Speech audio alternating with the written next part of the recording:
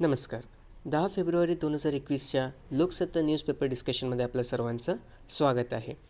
आजची जी पहिली महत्त्वाची न्यूज आहे ती आहे 3 लाखांचे बिनव्याजी पीक कर्ज. शेतकऱ्यांना पंजाबराव देशमुख व्याज सवलत योजनेअंतर्गत आता 3 लाखपर्यंत बिनव्याजी पीक कर्ज उपलब्ध करून देण्यात येणार आहे. आता सर्वात पहिले महत्त्वाचं म्हणजे काय तर पंजाबराव देशमुख व्याज सवलत योजना. ठीक आहे, लक्षात ठेवा पंजाबराव देशमुख व्याज सवलत योजना जी आहे ती 1991 साली अस्तित्वात आली. आता या योजनेच्या अंतर्गत जे शेतकरी होते त्यांना पीक कर्ज देण्यात येते. आता पीक कर्ज देण्यात येते अर्थातच काय तर शेतकऱ्यांना दरवर्षी शेतीसाठी कर्ज लागते. आता पंजाबराव देशमुख व्याज सवलत योजनेच्या अंतर्गत काय करण्यात आलं तर शेतकरी जर 1 लाख रुपयेपर्यंतचं कर्ज घेत असेल तर त्याला वार्षिकी फक्त 3% हा व्याज दर आकारला जाईल.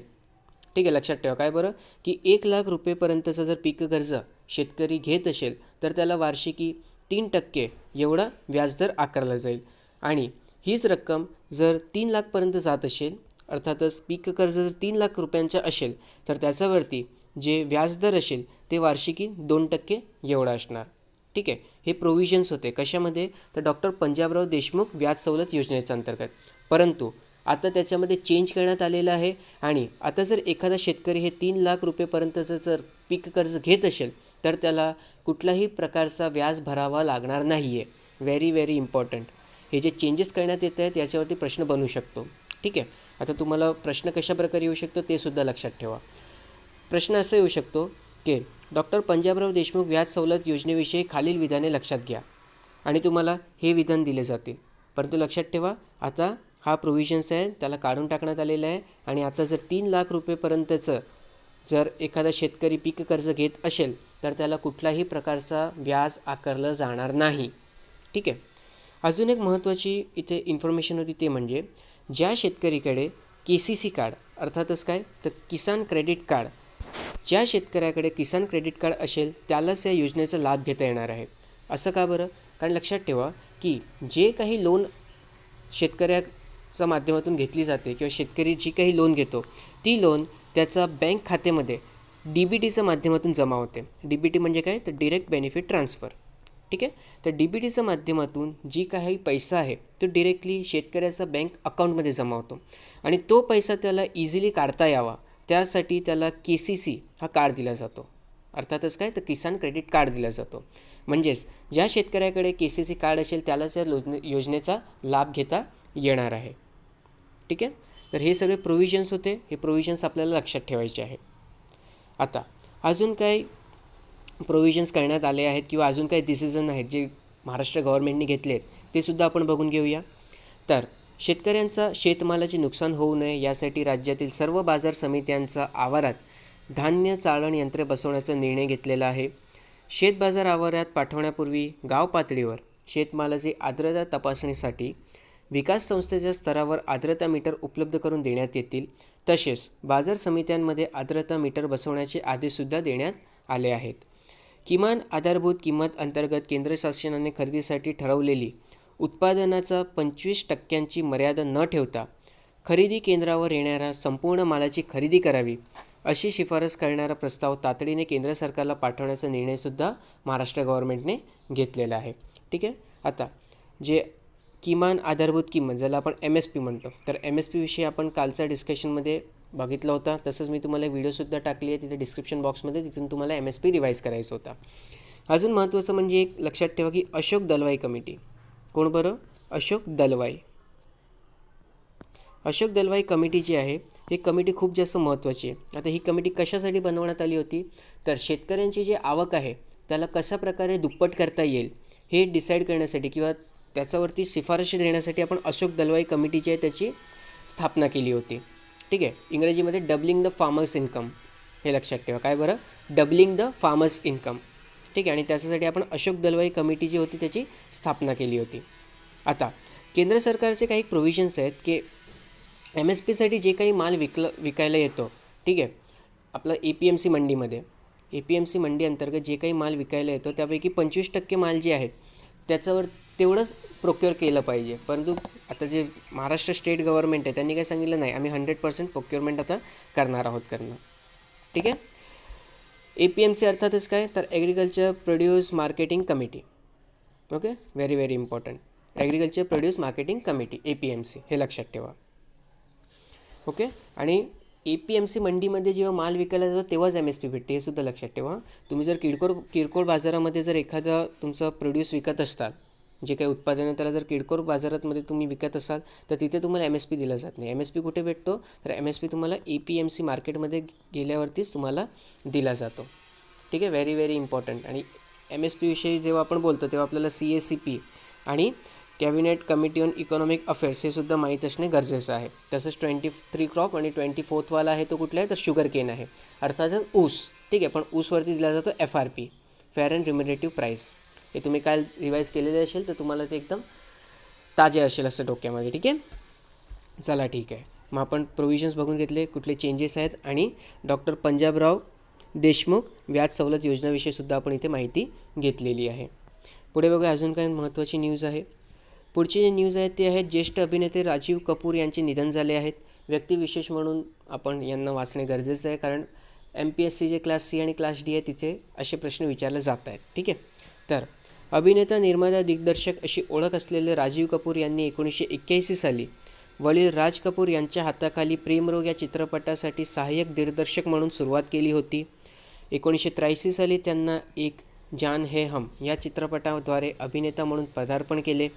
1984 साली प्रदर्शित झालेल्या राज कपूर दिग्दर्शित राम तेरी गंगा मेली या चित्रपटात त्यांना नायकाची मुख्य भूमिका मिळाली होती. 1990 साली प्रदर्शित झालेला जिम्मेदार हा त्यांचा अभिनेता म्हणून अखेरचा चित्रपट मानला जातो. 1991 साली राजीव यांची निर्मिती असलेला हिना हा चित्रपट प्रदर्शित झाला होता. चित्रपटांपासून स्वतःला गेली 30 वर्षे दूर ठेवणारा राजीव कपूर यांनी आशुतोष गोवारीकर यांची निर्मिती असलेल्या तुलसीदास ज्युनियर या चित्रपटात काम केले आहे. हा त्यांचा अखेरचा चित्रपट ठरला. ठीक आहे, तर व्यक्तिविशेष म्हणून आज आपण राजीव कपूर यांच्याविषयी थोडीशी माहिती घेतली, ज्यांचं काल निधन झालेलं आहे.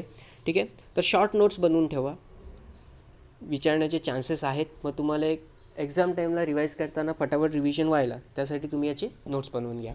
ठीक आहे, पुढे 3 लाखाचे बिनव्याजी पीक कर्ज तर याच्याविषयी आपण आधीच माहिती डिस्कस करून घेतलेली आहे. ठीक आहे, त्यानंतर नेक्स्ट जे आहे ते हे जैववैद्यकीय कचऱ्याचा विल्हेवाटीबाबत आढाव्याचे निर्देश, नियमांचा पालनाबाबत राष्ट्रीय हरित लवाद्याची मंडळाला विचारणा. ठीक आहे, आता जैववैद्यकीय कचरा काय असतो त्याच्याविषयी आपण डिस्कशन आधीच घेतलेलं आहे. त्याच्याविषयी लिंक मी आपल्याला डिस्क्रिप्शन बॉक्समध्ये प्रोव्हाइड करून देईन, तर तिथून आपल्याला ते काय करायचं आहे तर रिवाईज करून घ्यायचं आहे. ठीक आहे, आता इथे आपण जे राष्ट्रीय हरित लवादा आहे ज्याला आपण NGT म्हणतो, तर NGT विषयी थोडीशी माहिती घेऊ. ठीक आहे, NGT अर्थातच काय तर नॅशनल ग्रीन ट्रिब्युनल. ठीक आहे, आता नॅशनल ग्रीन ट्रिब्युनल जी आहे ही एक स्टॅच्युटरी बॉडी आहे. ओके, आता स्टॅच्युटरी अर्थातच काय तर ते कायद्याच्या माध्यमातून प्रस्थापित करण्यात आलेली आहे. कुठला कायदा बरं तर NGT ॲक्ट 2010.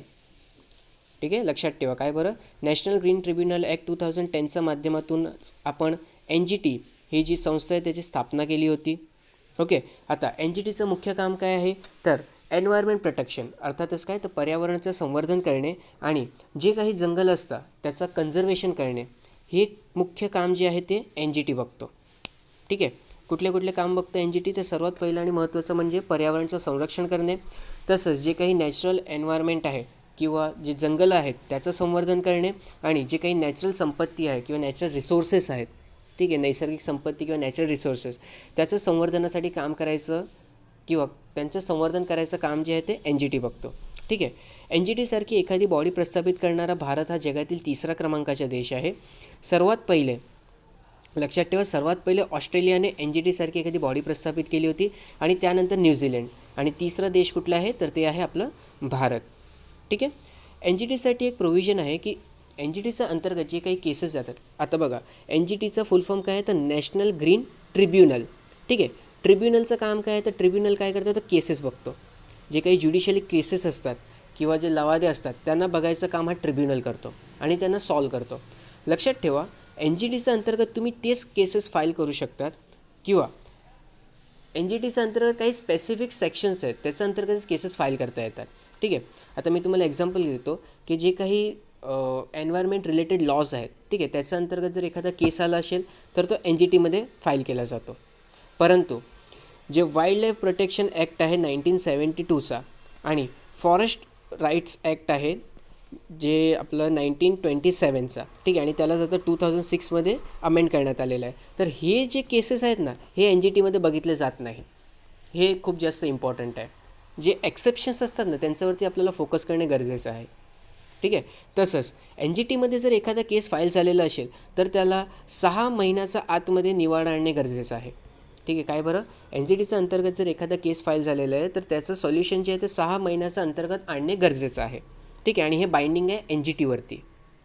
तसंच एन जी टीचे जे हेडक्वार्टर आहे किंवा जे आपण म्हणतो की प्रिन्सिपल प्लेस आहे, ठीक आहे, ते कुठे आहेत तर ते न्यू दिल्लीला आहे. तसंच त्यांचे अदर हेडक्वार्टर्ससुद्धा आहेत किंवा अदर ऑफिसेससुद्धा आहे.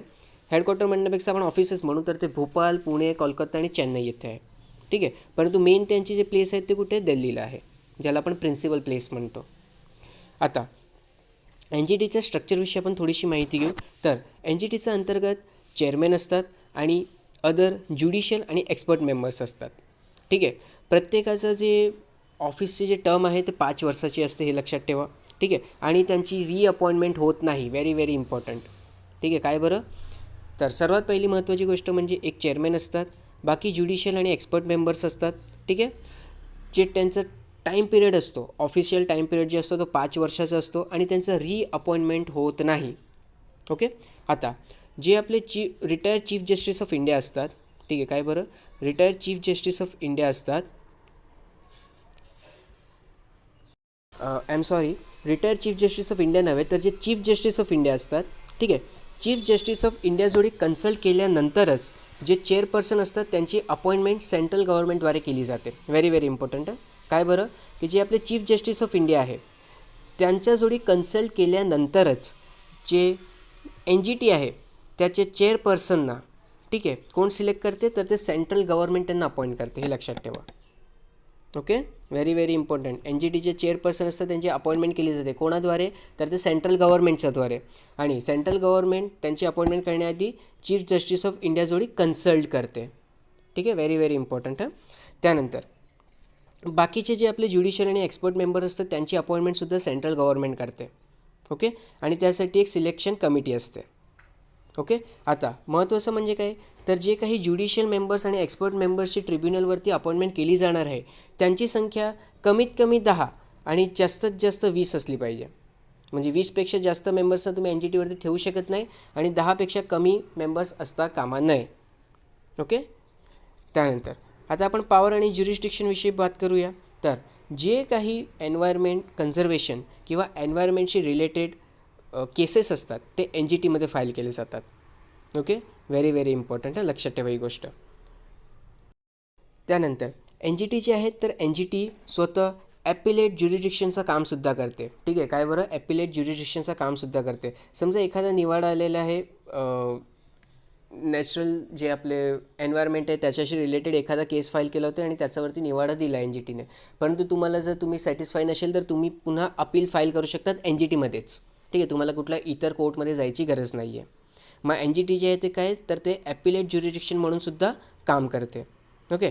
त्यानंतर अजून महत्त्वाचं काय तर जे कोड ऑफ सिव्हिल प्रोसिजर आहे 1908 याचा अनुसार एन जी टी काम करत नाही, ठीक आहे. आता प्रत्येक कोर्टामध्ये काम करण्यासाठी काही गाईडलाईन्स असतात, बरोबर. ते गाईडलाईन्स जे आहेत ते कोड ऑफ सिव्हिल प्रोसिजर 1908च्या अंतर्गत देण्यात आलेले आहे, परंतु हे गाईडलाईन्स जे आहेत ते एन जी टी फॉलो करत नाही. एन जी टी फॉलो करतो काय बरं तर प्रिन्सिपल ऑफ नॅचरल जस्टिस. काय बरं, प्रिन्सिपल ऑफ नॅचरल जस्टिस म्हणजे त्याला ज्याप्रमाणे योग्य लागेल तो त्याप्रमाणे कार्यवाही कंडक्ट करू शकतो, ओके. Very very important. त्यानंतर एन जी टी जे आहेत तर एन जी टी ऑर्डर देऊ शकतो कशाबद्दल तर एखादा पर्सनला रिलीफ किंवा कंपन्सेट करण्यासाठी, ठीक आहे. एन जी टी स्वतः रिलीफ किंवा कंपेन्सेशन देत नाही, ही गोष्ट लक्षात ठेवा, परंतु एन जी टी ऑर्डर करू शकतो. समजा ए आणि बी आहे, एची फॅक्टरीमुळे बीला जर नुकसान झालं असेल तर एन जी टी एला ऑर्डर करू शकतो की बाबा तू बीला कंपन्सेट कर, परंतु एन जी टी स्वतः बीला कंपन्सेट करत नाही, ही गोष्ट लक्षात ठेवा. त्यानंतर एन जी टीने जे काही डिसिजन दिले आहेत, ठीक आहे. काय बरं, एन जी टीने जे काही डिसिजन दिले आहेत त्याची पॉवर जी आहे ते सिव्हिल कोर्टने दिलेल्या एखाद्या डिसिजनचा पॉवर एवढीच असते. अर्थातच काय की जर तुम्ही एन जी टीने दिलेले डायरेक्शन्स फॉलो नाही केले तर तुम्हाला जेल होऊ शकते 3 वर्षासाठी. ठीक आहे. काय बरं, जर एन जी टीने दिलेले गाईडलाईन्स तुम्ही फॉलो नाही केले किंवा ऑर्डर्स तुम्ही जर फॉलो नाही केले तर तुम्हाला 3 वर्षाची जेल होऊ शकते किंवा तुम्हाला फाईनसुद्धा होऊ शकतो. आणि फाईन जे आहे ते 10 करोड रुपये एवढा मोठा अमाऊंटचासुद्धा असू शकतो. ठीक आहे. किंवा हे दोन्हीसुद्धा होऊ शकतात. म्हणजे तुम्हाला फाईनसुद्धा लावलं जाईल आणि तुम्हाला जेलसुद्धा केली जाऊ शकते. ठीक आहे, जर तुम्ही एन जी टीचे जे काही डिरेक्शन्स आहेत त्याला फॉलो नाही केले तर. ओके. तसंच एन जी टीने जर एखादा निवाडा दिला आणि तुम्ही त्याच्यापासून सॅटिस्फाईड नसेल तर एकतर तुम्ही एन जी टीमध्ये अपील फाईल करा किंवा मग तुम्ही डिरेक्टली सुप्रीम कोर्टमध्ये सुद्धा त्याचा विरोधामध्ये अपील फाईल करू शकतात. ठीक आहे. जे काही एन जी टीने निवाडा दिलेला आहे त्याच्या विरोधात सुप्रीम कोर्टमध्ये सुद्धा अपील फाईल करता येते. परंतु लक्षात ठेवा, तुम्हाला ऑर्डर आल्याचं 90 दिवसाच्या अंतर्गत ते अपील फाईल करावी लागेल. ओके. त्यानंतर आता आपण बघणार आहोत की कुठले कुठले असे लॉज आहेत ज्याच्या अंतर्गत जर केस फाईल झाले असतील तर त्याच्यावरती एन जी टी स्वतःचा निवाडा देऊ शकते. ठीक आहे. तर लक्षात ठेवा, सर्वात पहिलं म्हणजे water prevention and control of pollution act 1974, त्यानंतर water prevention and control of pollution cess act 1977, forest act 1980. Okay. त्यानंतर air prevention and control of pollution act 1971, environment protection act 1986, public liability insurance act 1991, biological diversity act 2002. हे सर्व जे काही cases आहेत किंवा हे जे काही ॲक्ट्स आहेत याचा अंतर्गत जर केसेस फाईल झाले असेल तर त्याच्यावरती सोल्युशन आणायचं काम हे एन जी टी बघतो. आता 2 ॲक्ट जे मी तुम्हाला सांगितले होते कुठले बरे, तर वाईल्ड लाईफ प्रोटेक्शन ॲक्ट 1972 आणि scheduled tribe and other traditional forest dweller recognition of the forest right act 2006.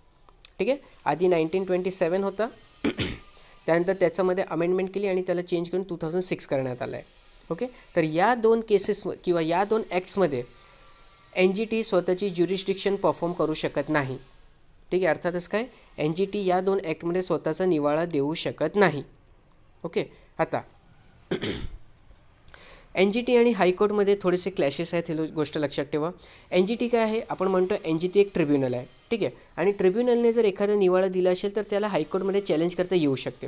परंतु एन जी टीच्या केसमध्ये असं नाही आहे. ठीक आहे. एन जी टीच्या केसमध्ये जर तुम्हाला अपील फाईल करायची असेल तर तुम्हाला एन जी टीमध्येच फाईल करावी लागते किंवा मग तुम्ही डायरेक्ट सुप्रीम कोर्टमध्ये जाऊ शकता. ठीक आहे. अर्थातच कन्फ्लिक्ट काय माहिती आहे का, की हायकोर्टच्या अंतर्गत आपण म्हणतो की कलम 226च्या अंतर्गत आपल्याला काय म्हणतो त्याला, एखादा मूलभूत अधिकाराचं जर व्हायोलेशन झालं असेल किंवा आपल्याला अपील फाईल करायचा अधिकार आहे. ठीक आहे. परंतु एन जी टीच्या केसमध्ये हा अधिकार हायकोर्टकडे नाही आहे. एन जी टीच्या केसमध्ये जर आपल्याला अपील फाईल करायची असेल तर आपल्याला डायरेक्ट सुप्रीम कोर्टमध्ये जाऊन फाईल करावी लागते. ठीक आहे. त्यामुळे काय झालं इथे, तर एन जी टी जी आहे एन जी टीला हायकोर्टचा दर्जा दिल्याचं सांगण्यात येतं आहे. ओके. कारण काय झालं, हायकोर्टमध्ये जर एखादा आपल्याला निवाडा दिला आणि आपण सॅटिस्फाय नसू तर आपण सुप्रीम कोर्टमध्ये जातो. तसंच एन जी टीमध्ये दिलेल्या निवाडाशी आपण जर सॅटिस्फाय नसू तरी आपण डायरेक्ट सुप्रीम कोर्टमध्ये जाऊया. ठीक आहे. तर आता कन्फ्लिक्ट काय माहिती आहे का, की एन जी टी जी आहे ते एक स्टॅच्युटरी ॲक्टचा एक स्टॅच्युटरी बॉडी आहे. अर्थातच काय, तर नॅशनल ग्रीन ट्रिब्युनल ॲक्ट 2010च्या माध्यमातून आलेली आहे. ठीक आहे. परंतु हायकोर्ट तर एक कॉन्स्टिट्युशनल बॉडी आहे ना. ठीक आहे. मग कॉन्स्टिट्युशनल बॉडी आणि स्टॅच्युटरी बॉडी एकत्र कसं काय येऊ शकते, बरोबर की नाही. तर हा कन्फ्लिक्ट आहे. विचारलं जाईल, चान्सेस कमी आहे, पण मी तुम्हाला सांगून दिलं काय कन्फ्लिक्ट आहे ते. ठीक आहे. हायकोर्ट कॉन्स्टिट्युशनल बॉडी आहे, N G T statutory body आहे. मग कॉन्स्टिट्युशनल बॉडी स्टॅच्युटरी बॉडीशी कंपॅरिझन करू शकत नाही कारण कॉन्स्टिट्युशनल बॉडी नेहमी वरती असते. ठीक आहे. हे लक्षात ठेवा, कॉन्स्टिट्युशनल बॉडीचं जे स्टेटस आहे ते नेहमी वरती असतो ॲज कम्पेअर टू आपली स्टॅच्युटरी बॉडी.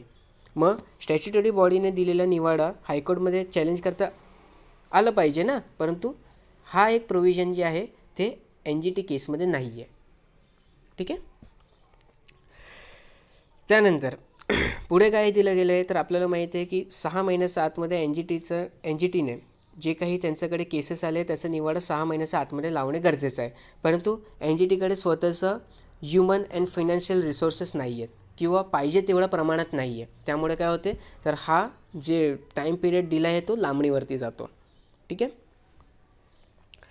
आणि रिजनल बेंचेस जे असतात ते सुद्धा कमी आहे. आपण बघितलं टोटल 5 बेंचेस आहेत, त्यापैकी एक दिल्ली आहे आणि बाकी 4 रिजनल बेंचेस आहेत. तर एवढे रिजनल बेंचेस जे आहेत ते त्यांच्यावरती लोड खूप जास्त होऊन जातो केसेसचा. मग त्यामुळे ते 6 महिन्याच्या आतमध्ये जे काही केसेस येतात त्याचा निवाडा आणू शकत नाही. ठीक आहे, तर हे काय आहेत, हे सर्व प्रॉब्लेम्स आहेत की NGTकडे काय काय चॅलेंजेस आहेत NGTमध्ये.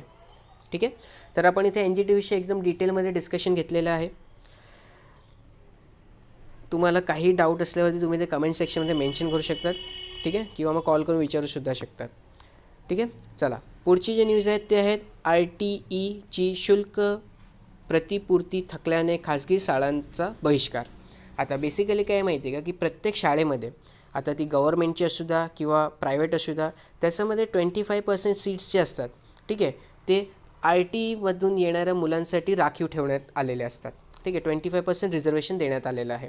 आता हे जे 25% रिझर्व सीट्स असतात जे एज्युकेशन इन्स्टिट्यूशन्स आहे त्याच्या अंतर्गत जे काही मुलं शिक्षण घेतात त्यांची फीज वगैरे जी आहेत ती गव्हर्मेंट देते. ठीक आहे, आणि गव्हर्मेंट काय करते तर सेंट्रल आणि स्टेट गव्हर्मेंट हे दोघं एकमेकांना वाटून हे पैसे देत असतात. ठीक आहे, आता झालेलं काय सद्यस्थितीमध्ये की कोविड क्रायसिस वगैरेमध्ये जे खाजगी शिक्षण संस्था आहेत त्यांना RTEच्या माध्यमातून जे काही मुलांना त्यांनी शिक्षण दिला तर त्याचं जे काही फीज आहेत ते गव्हर्मेंटनी जमा केली गेली नाही आहे. ठीक आहे, गव्हर्मेंटने पैसे जमा केलेले नाही आहे. त्यामुळे सद्यस्थितीमध्ये काय करत आहे तर RTEवरती बहिष्कार टाकण्याचा शिक्षण संस्था जे खाजगी शिक्षण संस्था आहेत त्यांचा प्लॅन चालू आहे. ठीक आहे, आता आपण थोडेसे RTEविषयी माहिती घेऊया. ठीक आहे, RTE अर्थातच काय तर राईट टू एज्युकेशन. आता राईट टू एज्युकेशन ॲक्ट जे आहे ते 2009मध्ये पारित करण्यात आला. वर्ष महत्त्वाचं आहे. ठीक आहे, विचारलं जाऊ शकतं की RTE ॲक्ट कधी पास करण्यात आलं तर ते 2009मध्ये पास करण्यात आला. RTE ॲक्ट जे आहे त्याच्या अंतर्गत 7 चॅप्टर आहे आणि 39 सेक्शन्स आहेत. ठीक आहे, आता RTE ॲक्ट जे आहे आपण 2009च्या माध्यमातून त्याला पारित केला आणि त्याच्यामुळे आपलं जे संविधान आहे त्याच्यामध्ये काही चेंजेस करण्यात आले. आता कुठले कुठले चेंजेस झाले ते आपण बघून घेऊ. सर्वात पहिला म्हणजे कलम 21A याला मूलभूत अधिकारामध्ये समाविष्ट करण्यात आली. ठीक आहे, काय बरं सर्वात पहिले कलम 21A याला फंडामेंटल राईट म्हणून रेकग्नाईज करण्यात आला. कलम 21Aच्या अंतर्गत काय आहे तर राईट टू एज्युकेशन. ठीक आहे, तसंच भारतीय संविधानाचं कलम जे भारतीय संविधानाचे भाग 4 आहे ज्याच्या अंतर्गत आपण DPSP आहे. ठीक आहे, DPSP म्हणजे काय तर राज्यांसाठीचे मार्गदर्शक तत्त्वे अर्थातच directive principle of state policy. ठीक आहे, तर हे कशामध्ये भाग 4चा अंतर्गत आहे. आता याच्यामध्ये कलम 45 आणि कलम 39F जे आहे त्याच्यामध्ये प्रोव्हिजन्स करण्यात आले. ठीक आहे, की ज्याच्यामुळे राईट टू एज्युकेशन आहे याला इफेक्टिव्हली इम्प्लिमेंट करता येऊ शकणार. तसंच राईट टू एज्युकेशनला इम्प्लिमेंट करण्यासाठी रामामूर्ती कमिटी बनवण्यात आली. कधी बरं तर 1990मध्ये. ठीक आहे, आता बघा राईट टू एज्युकेशन ॲक्ट जे आहे ते आपण म्हणतो 2009मध्ये आलं. ठीक आहे, परंतु असं नाही की एक रात्री उठलं दुसऱ्या दिवशी ॲक्ट बनवलं आणि त्याला संविधानामध्ये ॲड करून टाकलं नाही. त्यासाठी जे हिस्टॉरिकल बॅकग्राऊंड आहे ते आता आपण स्टडी करतो आहे की हिस्ट्रीमध्ये काय झालं होतं. तर सर्वात पहिले तर लक्षात ठेवा की राममूर्ती कमिटी बनवण्यात आली होती 1990मध्ये. ठीक आहे, आणि त्यांनी रिपोर्टमध्ये सांगितलं होतं की राईट टू एज्युकेशन हे प्रत्येकाला भेटलं पाहिजे. ठीक आहे, एज्युकेशनचा राईट जे आहे ते प्रत्येकाला अवेलेबल व्हायला पाहिजे. ठीक आहे, त्यानंतर सुप्रीम कोर्टने 1993मध्ये Unnikrishnan JP versus state of Andhra Pradesh and others याचा अंतर्गत स्वतःचा निर्णय दिला की एज्युकेशन जे आहे ते कलम 21च्या अंतर्गत एक फंडामेंटल राईट आहे. ठीक आहे, कलम 21 काय असते तर राईट टू लाईफ. काय बरं राईट टू लाईफ अर्थातच काय तर जगण्याचा अधिकार हे कलम 21च्या अंतर्गत अंतर्भूत करण्यात आलेलं आहे. ठीक आहे, आणि त्याचाच अंतर्गत राईट टू एज्युकेशनसुद्धा आहे. हे कोणी सांगितलं तर सुप्रीम कोर्टने सांगितलं. कधी बरं 1993चा Unnikrishnan JP versus state of Andhra Pradesh and others केसमध्ये. तसंच 1999मध्ये तपस मजुमदार कमिटी बनवण्यात येते आणि तपस मजुमदार कमिटी पहिल्यांदा सांगते की आर्टिकल 21A म्हणून एक स्वतंत्र आर्टिकल हे आपल्या संविधानामध्ये असलं पाहिजे जे फक्त आणि फक्त एज्युकेशनविषयी माहिती देईल. ठीक आहे, तर इथे तपस मजुमदार कमिटी इम्पॉर्टंट आहे. आणि त्यानंतर 2002मध्ये आपण 86वी घटनादुरुस्ती आणतो आणि त्याच्या माध्यमातून आपण भाग 3मध्ये जिथे मूलभूत अधिकारविषयी लिहिलं गेलेलं आहे त्याच्यामध्ये कलम 21A ॲड करतो जिथे आपण राईट टू एज्युकेशन देतो. ठीक आहे, आणि कलम 21A मध्ये काय सांगतो आपण बरं तर 6 ते 14 वर्ष वयोगटातील जे काही मुलं आहेत किंवा जे काही विद्यार्थी आहे त्यांना शिकण्याचा किंवा शिक्षणाचा हा अधिकार देण्यात आलेला आहे. ठीक आहे, तर लक्षात ठेवा कलम 21A अंतर्गत काय लिहिण्यात आलेलं आहे तर वयोवर्ष 6 ते 14च्या अंतर्गत प्रत्येक मुलाला किंवा प्रत्येक विद्यार्थ्याला हा शिक्षणाचा अधिकार आहे. ओके. आणि हा जो ॲक्ट होता, जो आपण म्हणजे हा जो आर्टिकल होता 21A, त्याला इम्प्लिमेंट करण्यासाठी ठीक आहे आपण ॲक्ट केला कुठला बरं, तर राईट टू एज्युकेशन ॲक्ट 2009 ठीक आहे. RTE act 2009, right to education 2009 हा ॲक्ट आपण बनवला. कशासाठी, तर आर्टिकल 21A इम्प्लिमेंट करण्यासाठी. ओके. चला मग आपण RTE विषयी थोडीशी माहिती घेतली. आता फीचर्स काय आहेत RTEचे ते सुद्धा आपण बघून घेऊया. ओके. ओके. तर हे एक बॅर ॲक्ट आहे. बॅर ॲक्ट अर्थातच काय, तर संविधानाने कुठला कायदा पारित केला आहे त्याचं स्वरूप काय तो इथे देण्यात आलेला आहे. ठीक आहे. सर्वात पहिले RTE ॲक्ट आपण जे म्हणतो 2009 आलं. ठीक आहे. त्याचं पूर्ण नाव लक्षात ठेवा, the right to children to free and compulsory education act 2009, ज्याला आपण शॉर्टमध्ये राईट टू एज्युकेशन ॲक्ट 2009 म्हणतो. त्याचं ॲक्च्युअल नाव काय आहे, तर right of children to free and compulsory education act 2009. ठीक आहे. आता लक्षात ठेवा याच्या अंतर्गत किती आर्टिकल्स आहेत, तर 39 आर्टिकल्स आहेत आणि किंवा 39 सेक्शन्स आहेत आणि किती चॅप्टर्स आहेत, तर ते 7 चॅप्टर्स आहेत. Very very important. असे प्रश्नसुद्धा विचारले गेले आहेत, लक्षात ठेवा. लास्ट इयरचा जो मेन्सचा पेपर होता, ठीक आहे, मला वाटते GS पेपर 2, त्याच्या अंतर्गत असा प्रश्न आला होता एक. आणि कुठला होता तो, RTE right to information, RTI. ठीक आहे. RTIमध्ये किती सेक्शन्स आहेत ते विचारले गेले होते. मग प्रश्न येऊ शकतो. मग आपल्याला लक्षात ठेवायचं आहे की RTE ॲक्ट जो आहे, राईट टू एज्युकेशन ॲक्ट, त्याच्या अंतर्गत 39 सेक्शन्स आहेत आणि 7 चॅप्टर्स आहेत. ठीक आहे. सर्वात पहिला आता आपण फीचर्स बघतोय, तर बॅर ॲक्टमधूनच आपण डायरेक्ट बघतोय काय काय इथे प्रोव्हिजन्स आहे किंवा काय काय इथे लिहिलं गेलेलं आहे. तर लक्षात ठेवा सर्वात पहिला जे सेक्शन 1 आहे त्याच्या अंतर्गत त्याचं नाव लिहिलं गेलं आहे काय बरं, the right of children to free and compulsory education 2009 हा कायद्याचं नाव असणार आहे. ठीक आहे. आता ॲक्टच्यामध्ये प्रोव्हिजन असा होता की हा स्टेट ऑफ जम्मू अँड काश्मीरला लागू होणार नाही, परंतु आता हे संपुष्टात आणण्यात आलेले आहे आणि आता हा जो ॲक्ट आहे तो संपूर्ण भारतामध्ये लागू होतो. अर्थातच काय, तर तो जम्मू आणि काश्मीरमध्ये सुद्धा लागू होतो. ठीक आहे. त्यानंतर काही एक्सेप्शन देण्यात आलेले आहेत, जे काही रिजनल इन्स्टिट्यूट्स आहेत. ठीक आहे. काय बरं, रिजनल इन्स्टिट्यूट्स आहेत त्यांना इथून एक्सेप्शन देण्यात आलेलं आहे. ओके. आता रिजनल इन्स्टिट्यूट असंच काय, तर लक्षात ठेवा जे मदरसा असतात किंवा वैदिक पाठशाला असतात किंवा एज्युकेशन इन्स्टिट्यूशन्स आहेत जे प्रायमरीली फोकस काय करतात, तर ते रिलिजियस इन्स्ट्रक्शन्सवरती. ठीक आहे. जे रिलिजियस इन्स्ट्रक्शन देतात किंवा धर्मविषयक जे काही प्रचार करणारे इन्स्टिट्यूट्स आहेत किंवा शिक्षण संस्था आहेत, ठीक आहे, त्यांना हा कायदा लागू होत नाही. Very very important. ओके. त्यानंतर आता लक्षात ठेवा चिल्ड्रन याला म्हणजे आपण म्हणतो की प्रत्येक चिल्ड्रनला राईट असला पाहिजे राईट टू एज्युकेशनचा. ठीक आहे. पण चिल्ड्रन म्हणजे काय, तर लक्षात ठेवा चिल्ड्रनला डिफाईन करताना RTE ॲक्टमध्ये सांगण्यात आलेलं आहे की 6 ते 14 वर्षातील वयोगटातील जे काही मुलं असतात त्यांना आम्ही चाइल्ड अर्थातच मुलं म्हणून कन्सिडर करूया. ठीक आहे. इम्पॉर्टंट आहे हां, ही गोष्ट लक्षात ठेवा. त्यानंतर पुढे बघूया आपण अजून काय काय लिहिण्यात आलेलं आहे. तर एलिमेंटरी एज्युकेशन म्हणजे काय, तर बघा एलिमेंटरी एज्युकेशन आपण म्हणतो, तर एलिमेंटरी एज्युकेशन अर्थातच वर्ग पहिला ते वर्ग 8वीपर्यंत जे काही एज्युकेशन दिलं जातं त्याला आपण एलिमेंटरी एज्युकेशन म्हणतो. ठीक आहे. एलिमेंटरी एज्युकेशन अर्थातच काय, तर इयत्ता पहिली ते इयत्ता 8वीपर्यंत जे काही एज्युकेशन दिलं जातं त्याला आपण एलिमेंटरी एज्युकेशन म्हणतो. ठीक आहे. त्यानंतर पुढे सांगण्यात आलेलं आहे की प्रत्येक विद्यार्थ्याला राईट म्हणजे काय राईट असेल कसलं बरं, तर फ्री अँड कंपल्सरी एज्युकेशनचा. ठीक आहे. आणि विद्यार्थी अर्थातच काय, तर वय लक्षात ठेवा 6 वर्ष ते 14 वर्षापर्यंतचे विद्यार्थी. ओके. त्यानंतर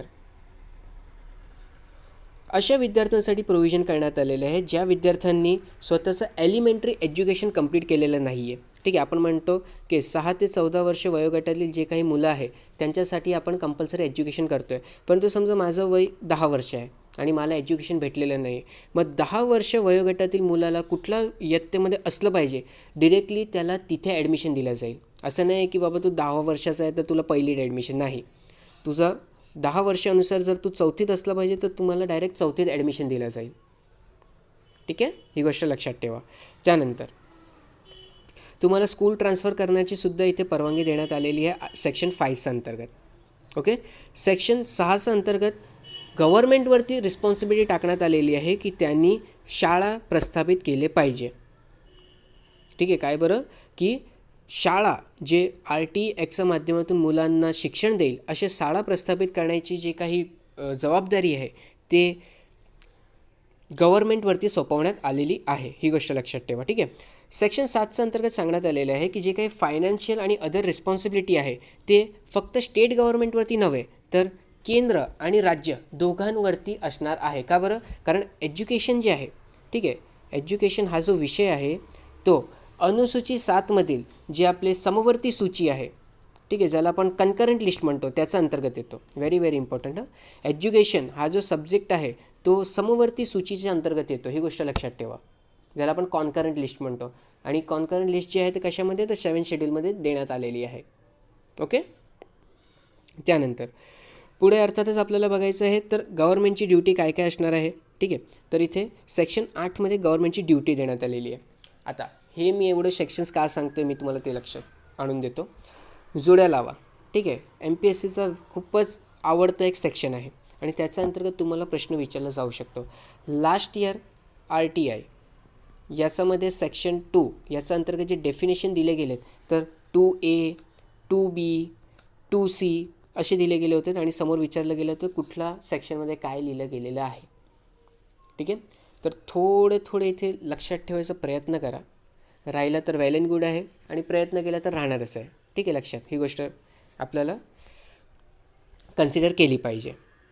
त्यानंतर आर्टिकल 9च्या अंतर्गत लोकल ऑथॉरिटीची काय ड्युटी असणार आहे त्याच्याविषयी माहिती दिली गेली आहे. ठीक आहे, इंटरनल लक्षात ठेवायची गरज नाही आहे. फक्त लक्षात ठेवा सेक्शन 9मध्ये लोकल ऑथॉरिटीची ड्युटीजविषयी माहिती देण्यात आलेली आहे. ठीक आहे, त्यानंतर सेक्शन 10च्या अंतर्गत जे काही पॅरेंट्स आणि गार्डियन्स असतात, ठीक आहे, जे काही वडील असतात त्यांची काही ड्युटी असली पाहिजे त्याच्याविषयी माहिती दिली गेली आहे. ठीक आहे, त्यानंतर कलम 11च्या अंतर्गत सांगण्यात आलेलं आहे की प्रत्येक गव्हर्नमेंटवरती ही रिस्पॉन्सिबिलिटी आहे की ते प्री स्कूल एज्युकेशन द्यावं मुलांना. ठीक आहे, प्री स्कूल अर्थातच काय तर 6वीपासून आपण काय करतो आहे तर 6वीपासून आपण इयत्ता 1मध्ये मुलाला ॲडमिट करतो आणि तिथून त्याचं शैक्षणिक वर्ष सुरू होते.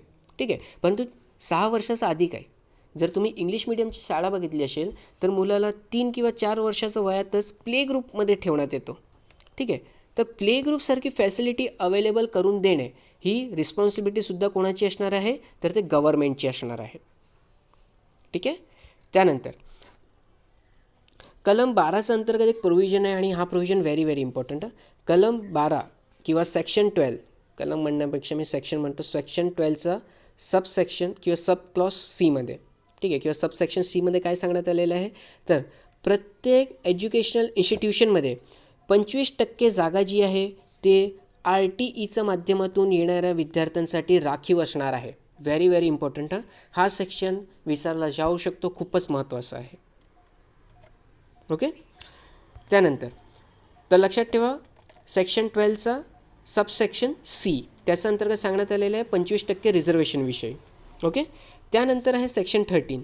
आता सेक्शन 30मध्ये काय सांगण्यात आलेलं आहे तर कुठल्याही प्रकारची स्क्रीनिंग प्रोसिजर ॲडमिशनच्या वेळी घेतली जाणार नाही. स्क्रीनिंग अर्थातच काय तर इंटरव्ह्यू.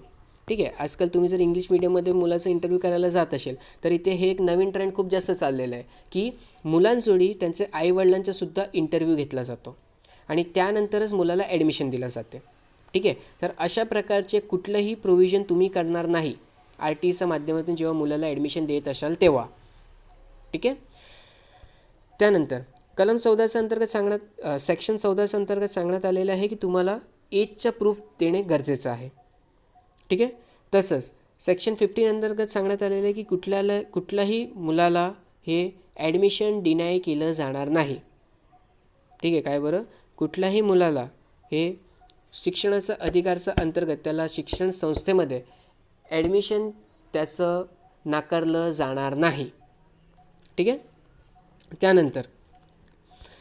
त्यानंतर जो 16वा सेक्शन आहे ना, 16व्या सेक्शनमध्ये एक प्रोव्हिजन होता की इयत्ता 1 ते 8वी अंतर्गत जी काही मुलं शिकतात त्यांना कंपल्सरी पास करणे. अर्थातच काय, तुम्ही त्यांना डिटेन करू शकत नाही. ठीक आहे. हा पहिले होता, परंतु आता त्याला रिपील करण्यात आलेला आहे. रिपील अर्थातच काय, तर हा जो एक प्रोव्हिजन होता त्याला परत खेचण्यात आलेला आहे. ठीक आहे. आता तुम्ही डिटेन करू शकता. परंतु आधी होता काय बरं, की कुठल्याही मुलाला इयत्ता 1 ते 8वी दरम्यान हे फेल केलं जाणार नाही. ओके. त्यानंतर सेक्शन 17 अंतर्गत काय सांगण्यात आलेलं आहे, तर सेक्शन 17 अंतर्गत सांगण्यात आलेलं आहे की कुठल्याही मुलाला फिजिकल पनिशमेंट दिली जाऊ शकत नाही. ठीक आहे. कधी कधी शिक्षक काय करतात, तर मुलांना मारतात वगैरे. तर अशा प्रकारचे जे फिजिकल असॉल्ट असते ते केलं जाणार नाही किंवा फिजिकल पनिशमेंट जी आहे ते दिली जाऊ शकत नाही. तसंच मेंटल हॅरेसमेंटसुद्धा केलं जाऊ शकत नाही. ओके. त्यानंतर कुठलीही शाळा आहे ते गव्हर्मेंटची परवानगीशिवाय किंवा गव्हर्मेंटने सर्टिफाय केल्याशिवाय कुठलीही शाळा प्रस्थापित करता येत नाही. ठीक आहे. हे सर्व प्रोव्हिजन्स जे आहेत ना ते RT ॲक्टचा अंतर्गत आहे. ठीक आहे. आणि खूप जास्त महत्त्वाचं आहे RT ॲक्ट, कारण आपला जो सिलेबस आहे ना त्याच्या अंतर्गत एक्सक्लुझिव्हली लिहिण्यात आलेलं आहे की तुम्हाला RT ॲक्ट 2009 विषयी माहिती घ्यायची आहे. ठीक आहे. तर बेअर ॲक्टच आपण बघून घेतो आहे. अर्थातच आपल्याला कुठल्याही प्रकारे प्रॉब्लेम येणार नाही आहे. ओके. त्यानंतर पुढे जे आहेत ते आहेत आर्टिकल सेक्शन 20 अंतर्गत सांगण्यात आलेलं की सेंट्रल गव्हर्नमेंटकडे ऑथॉरिटी असणार आहे की हे जे काही कायदा आहे याच्यामध्ये कुठल्याही प्रकारचं जर अमेंडमेंट किंवा आपण काय म्हणतो दुरुस्ती करावी लागली तर ते कोण करणार, तर ते केंद्र सरकार करणार. ठीक आहे. राज्य सरकारकडे ऑथॉरिटी नाही आहे.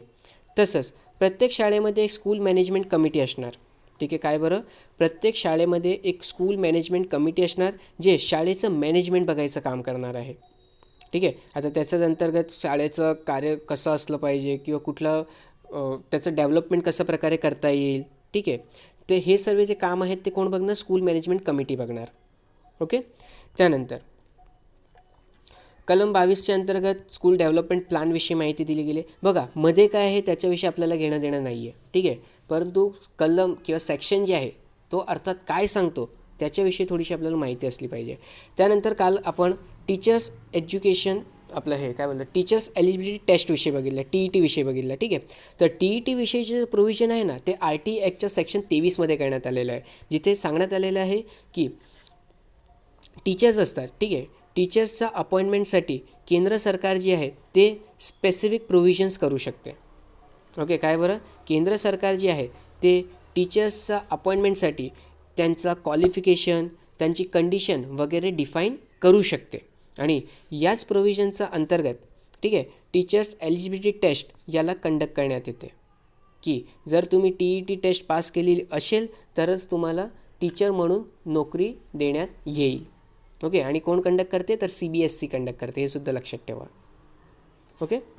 त्यानंतर पुढे कलम 24 अंतर्गत जे काय म्हणतात जे विवाद वगैरे असतात.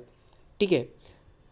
त्याच्याविषयी माहिती दिलेली की त्याला कशा प्रकारे सोडवता येईल. तसंच टीचर्सची ड्युटी काय असणार आहे त्याच्याविषयी माहिती दिली गेली कशामध्ये, तर कलम 24. कलम 25 अंतर्गत प्युपिल टीचर रेशोविषयी माहिती दिली गेली आहे. प्युपिल अर्थात स्टुडंट टीचर जे रेशो असतो तर ते किती असलं पाहिजे हे डिसाईड करायचा अधिकार कोणाकडे आहे, तर ते गव्हर्नमेंटकडे आहे. ठीक आहे.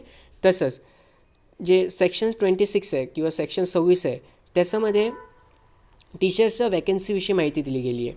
ठीक आहे. वॅकन्सी किती काढायची, कशी काढायची हे सर्व ठरवायचा अधिकार कोणाकडे आहे, तर ते गव्हर्नमेंटकडे आहे. ओके. त्यानंतर सेक्शन 27 इम्पॉर्टंट आहे. सेक्शन 27च्या अंतर्गत सांगण्यात आलेलं आहे की टीचर्सना शिक्षण व्यतिरिक्त काही असे विषय सोडले तर जसे की सेन्सस कंडक्ट करणे, त्यानंतर डिझास्टर रिलीफ किंवा जे काही आपलं डिझास्टर येतो तेव्हा रिलीफ प्रोव्हाइड करणे, तर आणि इलेक्शन, तर हे 3 कामं सोडले तर याच्या व्यतिरिक्त कुठल्याही प्रकारचं जे कामं आहे ते शिक्षकाला देता येणार नाही. ठीक आहे. Very very important. काय बरं, की एकतर शिकवणी, दुसरं सेन्सस कंडक्ट करणे. ठीक आहे. जे आपली लोकसंख्या आपण जे कंडक्ट करतो ते, तसंच इलेक्शन, त्यानंतर जे डिझास्टर रिलीफ आहे याच्या व्यतिरिक्त कुठल्याही प्रकारचे कामं आहेत ते शिक्षकाला दिले जाणार नाही. ठीक आहे. तसंच सेक्शन 28सुद्धा इम्पॉर्टंट आहे. त्याच्या अंतर्गत सांगण्यात आलेलं आहे की शिक्षक हे प्रायव्हेट ट्युटर घेऊ शकत नाही. व्हेरी व्हेरी इम्पॉर्टंट आहे. की शिक्षक जे आहेत जे गव्हर्मेंट इन्स्टिट्यूशनमध्ये शिकवत आहेत ते कुठल्याही प्रकारे प्रायव्हेट टीचिंग्स घेऊ शकत नाही. ओके.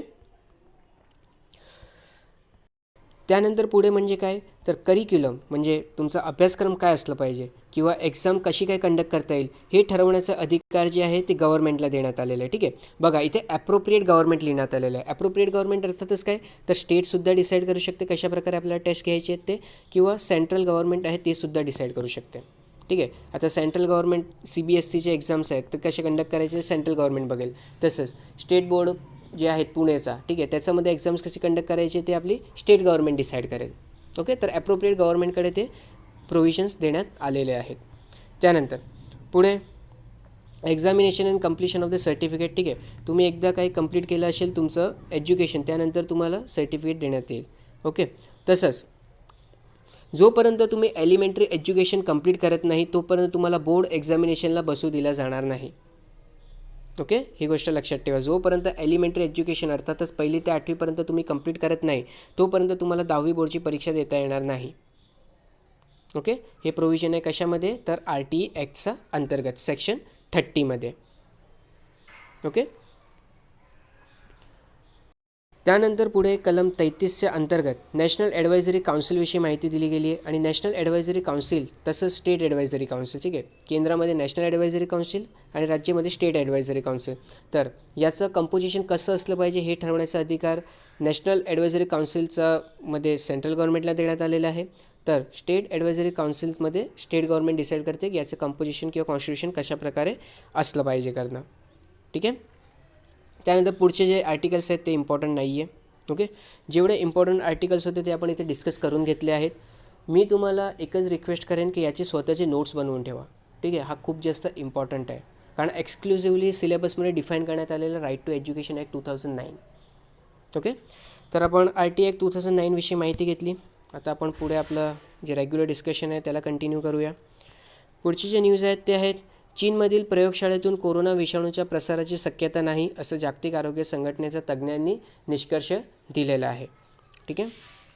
आता लक्षात ठेवा पीटर बेन एम्बारेक हे प्राणीतज्ञ होते जे या समितीला लीड करत होते.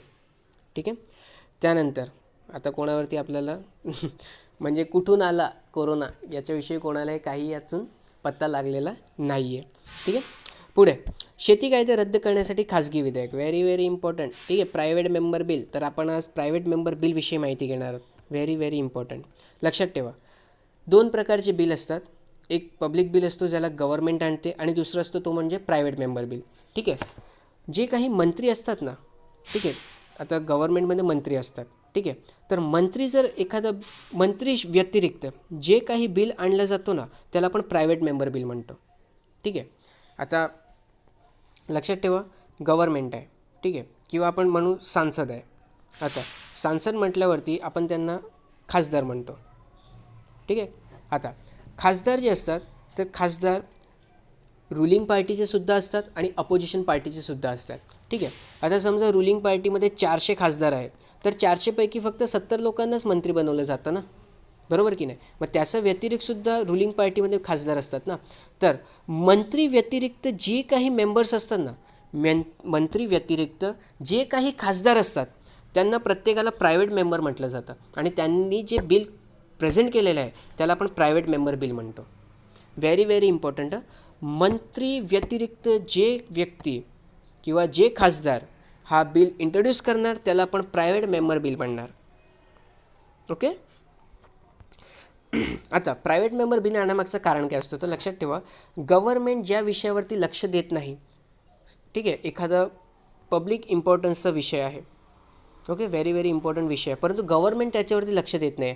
मग गव्हर्नमेंटचं लक्ष खेचण्यासाठी हा प्रायव्हेट मेंबर बिल जे आहे त्याला इंट्रोड्यूस केला जातो. ओके. आणि मंत्री व्यतिरिक्त जे कुठलेही खासदार आहे जे हे बिल मांडतात त्या बिलला आपण प्रायव्हेट मेंबर बिल म्हणतो. ओके. आता सर्वात पहिलं महत्त्वाचं काय तर प्रायव्हेट मेंबर बिल बनवण्याची जी पूर्ण रिस्पॉन्सिबिलिटी आहे, ठीक आहे, ते त्या मेंबरवरतीच असते. प्रायव्हेट मेंबर बिल जो आहे त्याला ड्राफ्ट करण्याची जी रिस्पॉन्सिबिलिटी आहे ते त्या रिस्पॉन्सिबल मेंबरवरती असते, ही गोष्ट लक्षात ठेवा. आता गव्हर्नमेंटचे जे काही बिल असतात, ठीक आहे, ते त्याला ड्राफ्ट करण्यासाठी सेक्रेटरी असते करणं, ठीक आहे, सेक्रेटरीज असतात जे ते बिल ड्राफ्ट करतात. परंतु प्रायव्हेट मेंबर बिलला ड्राफ्ट करण्याचं संपूर्ण जी रिस्पॉन्सिबिलिटी आहे ते त्या मेंबरवरतीच असते. ओके. त्यानंतर दुसरं महत्त्वाचं म्हणजे काय, तर प्रायव्हेट मेंबर बिल्स आहेत ते फक्त आणि फक्त फ्रायडेला डिस्कस होतात. ओके. काय बरं, प्रायव्हेट मेंबर बिल्स जे आहेत ते फक्त आणि फक्त फ्रायडेला डिस्कस होतात आणि ते पण अल्टरनेट फ्रायडेला मांडले जातात. बघा, पहिला फ्रायडेला काय केलं जातो, तर पहिल्या फ्रायडेला त्याची ओथ वगैरे दिली जाते, ठीक आहे, की हे प्रायव्हेट मेंबर बिल आम्ही का आणतो त्याच्याविषयी माहिती दिली जाते. आणि सेकंड जो फ्रायडे असतो तेव्हा त्याला तिथे पुट केला जातो करणं. अर्थातच काय, तर प्रायव्हेट मेंबर बिल जे आहेत ते प्रत्येक अल्टरनेट फ्रायडेला हे इंट्रोड्यूस केले जातात. आता अजून थोडे प्रोव्हिजन्स लक्षात ठेवा. तर प्रत्येक सेशनमध्ये, ठीक आहे, काय बरं, प्रत्येक सेशनमध्ये फक्त 3 प्रायव्हेट मेंबर बिल्स आहेत ते इंट्रोड्यूस केले जाऊ शकतात, ठीक आहे. त्यानंतर अजूनपर्यंत हजारो प्रायव्हेट मेंबर बिल्स जे आहेत त्याला आपलं संसदमध्ये रुजू करण्यात आले आहेत, परंतु त्यापैकी फक्त 14 प्रायव्हेट मेंबर्स बिलना मान्यता भेटलेली आहे. ओके. Very very important. काय बरं, की आजपर्यंत फक्त 14 प्रायव्हेट मेंबर बिल जे आहेत ते पास झाले आहेत. आता प्रायव्हेट मेंबर बिल्सविषयी मी तुम्हाला एक लिंक देणार आहे डिस्क्रिप्शन बॉक्समध्ये, ठीक आहे, राज्यसभा टीव्हीची. तुम्हाला ते व्हिडिओ बघायची आहेत आणि त्याच्यातनं स्वतःचे नोट्स बनवून घ्यायचे. व्हेरी व्हेरी इम्पॉर्टंट आहे, कारण तिथे त्यांनी एकदम डिटेलमध्ये सर्व गोष्ट एक्सप्लेन केल्या आहेत. कुठले 14 प्रायव्हेट मेंबर बिल्स आहेत त्याच्याविषयीसुद्धा माहिती दिली गेली आहे. ओके. तर तुम्ही तिथून ते कवर करून घ्या. पुढचे जे न्यूज आहेत ते आहेत व्यक्तिविशेष म्हणून मुठूर गोविंदन कुट्टीविषयी. तर मुठूर येथे येऊन अंबपुळा शेखरन यांच्याकडे त्यांनी शिकून घेतले होते. कथ्थकलीसह कलारी या युद्ध कला प्रकाराचे शिक्षण घ्यावेच लागतात असे कारण कथ्थकलीचे आख्याने अमुक विजय तमुक विजय अशी युद्ध प्रचूर असतं, ठीक आहे. ते सोडा. काय महत्त्वाचं म्हणजे कथ्थकली जर तुम्ही शिकाल असाल तर तुम्हाला तिथे कलारी या युद्ध प्रकाराचे सुद्धा प्रशिक्षण घेणे गरजेचं आहे, ठीक आहे. आपल्याला बेसिकली इथे बघायचं आहे काय बरं, तर कथ्थकलीविषयी माहिती. त्याआधी आपण थोडीशी माहिती मठूर गोविंदन कुट्टीविषयी घेतो आहे. तर लक्षात ठेवा की 1982चा आशियाई खेळांचा उद्घाटन कार्यक्रमामध्ये कथ्थकलीचे जे दर्शन होते ते क्रीडा प्रेक्षागारात आणि तेही कमी वेळात घडवण्याचे आव्हान जे होते ते मुठूर गोविंदन कुट्टीने पेरले होते करणं. त्यानंतर मुथूर गोविंदन कुट्टी यांना 2005 सालीचा, ठीक आहे, जे संगीत नाटक अकादमी पुरस्कार आहे ते देण्यात आला होता. आता इथे तर माझ्यासाठी महत्त्वाचं तर 2च गोष्टी होती. पहिलं म्हणजे मुथूर गोविंदन कुट्टी जे आहे कथ्थकली ही जी आपली डान्सचं एक फॉर्म आहे त्याच्यामध्ये ते महारथी होते. आणि दुसरं म्हणजे काय, तर 2005 साली त्यांना संगीत नाटक अकादमी हे पुरस्कार देण्यात आला होता, ठीक आहे. तर ही 2 गोष्ट लक्षात ठेवा कोणाविषयी, मुथूर गोविंदन कुट्टीविषयी. त्यानंतर आता आपण थोडीशी माहिती कथ्थकली याच्याविषयी घेणार आहोत, ठीक आहे. आता सर्वात पहिलं आणि महत्त्वाचं काय, तर कथ्थकली हे जे डान्स फॉर्म आहे त्याला केरला येथे परफॉर्म केला जातो. कुठे परफॉर्म केला जातो, केरलामध्ये, ठीक आहे. आता कथ्थकली डान्स फॉर्मवरती आपल्याला चकियार कुट्टू, कुडियट्टम, कृष्ण अट्टम आणि राम अट्टम हे जे काही रिच्युअल्स आहेत, ठीक आहे, याची छाप दिसते. काय बरं, कथ्थकली या डान्स फॉर्मवरती आपल्याला चकियार कुट्टू, कुडियट्टम, कृष्ण अट्टम आणि राम अट्टम, तर हे जे काही रिच्युअल्स किंवा डान्स फॉर्म आहेत त्याची छाप आपल्याला बघायला भेटते, ठीक आहे. कथ्थकली जे डान्सचा प्रकार आहे त्याचा अंतर्गत आपल्याला डान्स बघायला भेटतो, म्युझिक असते, ॲक्टिंग असते आणि ड्रामासुद्धा असतो, ठीक आहे. आणि ड्रामा केला जातो ते काय, तर स्टोरीज सांगितली जाते ड्रामाच्या माध्यमातून. ओके. जे काही इंडियन एपिक्स आहेत त्यांच्याविषयी, इंडियन एपिक्स म्हणजे जे काही आपण महाभारत झाला, रामायण झाला, ठीक आहे, तर यांची जे काही कथा आहेत ते डेपिक्ट केली जाते या कथ्थकली डान्स फॉर्मच्या माध्यमातून. आता याचा अंतर्गत सर्वात पहिले तुम्ही बघून घ्या की कथ्थकली जे डान्स असते त्याच्या अंतर्गत कुठल्या प्रकारचा कॉस्ट्यूम घातला जातो, ठीक आहे. Very very important. हा कॉस्ट्यूम आहे कथ्थकलीचा. आता तुम्हाला लक्षात आलं असेल कथ्थकली अर्थातच काय ते, ठीक आहे. आता तर कथ्थकलीचा मध्ये हेवी मेकअप केला जातो, हां का, खूप जास्त मेकअप असतो. ओके. त्यानंतर त्याच्यामध्ये जे आहेत ते व्हेरियस रोल्स परफॉर्म केले जातात. जो डान्स करणारी जी अभिव्यक्ती आहे ते व्हेरियस रोल परफॉर्म करते. त्याच्या अंतर्गत राजा असतो, त्यानंतर देव असतात, त्यानंतर दानव असतात. या सर्वांचं एक प्रतिकृती इथे प्रदर्शित केली जाते करणं. ठीक आहे. त्यानंतर इथे खूप सारे कलर्स यूज केले जातात. आता कलर्सचं सुद्धा महत्त्व आहे बरं का. ग्रीन कलर जो आहे तो नोबिलिटी दर्शवतो. ओके. ब्लॅक कलर जो आहे तो विक्ट म्हणजे दुष्ट. ठीक आहे. दुष्टता जी असते ते काळ्या रंगाने दर्शवली जाते. तसंच लाल रंग जो असतो तो ॲव्हिल अर्थात दुष्ट एखादा व्यक्ती दर्शवतो किंवा दुष्ट कॅरेक्टर दर्शवतो. तसंच तो रॉयल्टीसुद्धा दर्शवतो.